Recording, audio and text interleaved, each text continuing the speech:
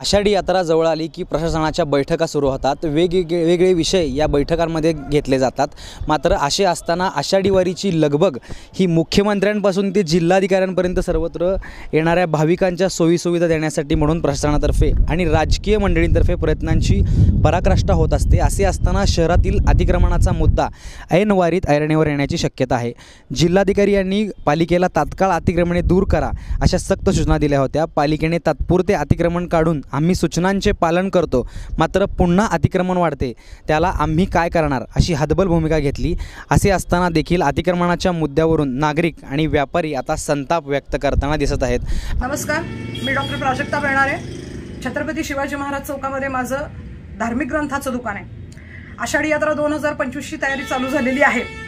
माननीय जिल्हाधिकारी साहेब कुमार आशीर्वाद यांनी कॉरिडॉरच्या बैठकीमध्ये सांगितलं होतं की उद्यापासून मी अतिक्रमण काढायला सुरुवात करतोय, परंतु वास्तविक पाहता अतिक्रमणाची मोहीम ही अतिशय ठराविक ठिकाणीच चालू आहे। संपूर्ण शहरभर अतिक्रमण आहेत, प्रत्येक बोळामध्ये अतिक्रमण आहे। त्यामुळे काही ठिकाणी अतिक्रमण काढलं जातं, काही ठिकाणी तसंच ठेवलं जातं।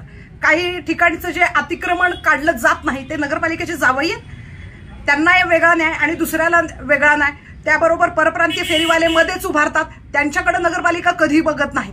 आणि नगरपालिकेचा विषय असा आहे की ज्यांचे राजकीय संबंध आहेत त्यांचं अतिक्रमण काढलं जात नाही। नगरपालिका हा जो भेदभाव करते तो अतिशय चुकीचा आहे। माननीय जिल्हाधिकारी साहेब यांनी जर आदेश दिलेले आहेत तर त्या आदेशाला केराची टोपली दाखवण्याचं काम नगरपालिका करते। संपूर्ण शहरभर जर अतिक्रमण असेल आणि त्यानंतर जी गर्दी दाखवली जाते राज्य शासनाला, त्याच्यामुळे ही कॉरिडॉरची परिस्थिती निर्माण झाली आहे। माझी नगरपालिकेला विनंती आहे की तुम्ही असा पंक्ती प्रपंच करू नका, एकाचं काढायचं एकाचं ठेवायचं। आम्हालाही माहिती आहे कुणाचे कुठे राजकीय संबंध आहेत, परंतु ही आषाढी वारी ही सगळ्यांची वारी आहे, त्यामुळे सरसगट अतिक्रमण काढलं पाहिजे। रामकृष्ण हरी। पंढरपूरची वारी आली म्हटलं अतिक्रमण हा विषय पुढे येतो। आमचं मनोगत असं आहे की केवळ वारी पुढच्या काळावधी नको तर कायमस्वरूपी पंढरपूरचं अतिक्रमण हे नष्ट झालं पाहिजे।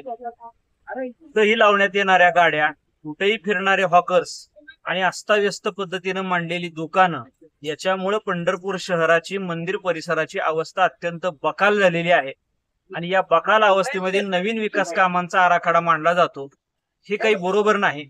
पाठीमागं पंतप्रधान वाजपेयी आले होते, त्यावेळेला ज्या पद्धतीनं मंदिर परिसरामध्ये एक बॅरिगेटिंग टाकून त्याच्या पुढे कोणी अतिक्रमण करायचं नाही अशा पद्धतीची व्यवस्था करण्यात आली।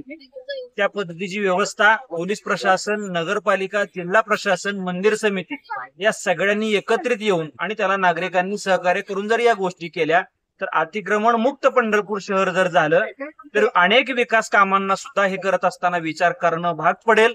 त्याच्यामुळे लवकर पंढरपुरातील नागरिक आणि प्रशासन यांनी मिळून वारीच्या अगोदरच, ऐन धामधुमीपेक्षा वारीच्या अगोदरच अतिक्रमण मुक्त पंढरपूर शहर करावं अशी आमची वारकरी संप्रदायाची मागणी आहे। मी पश्चिम द्वारचा व्यापारी आहे, माझं प्रसादाचं दुकान आहे। अतिक्रमणाची गाडी येते व ठराविक दुकानदाराला त्रास देते। काही जणांचे पुढे असून सुद्धा त्यांना त्रास दिला जात नाही, कारण त्यांचे राजकीय संबंध आहेत, त्यामुळे त्यांना सूट मिळते। मी नकुल बडवे, पश्चिम द्वार चोफाळा इथे माझं दुकान आहे।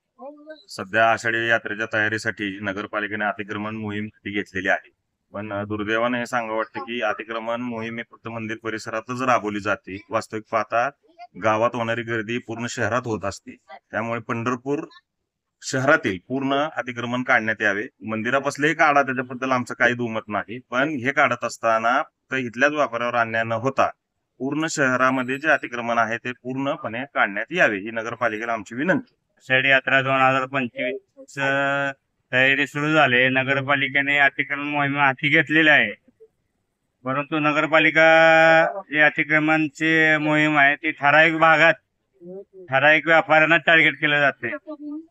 शहरभर त्याची मोहीम राबवली जात नाही आणि नगरपालिकेने याची दखल घ्यावी आणि तातडीने सर्वत्र कारवाई करावी, अन्यथा आम्हाला दुकान बंद करण्याची वेळ आलेली आहे।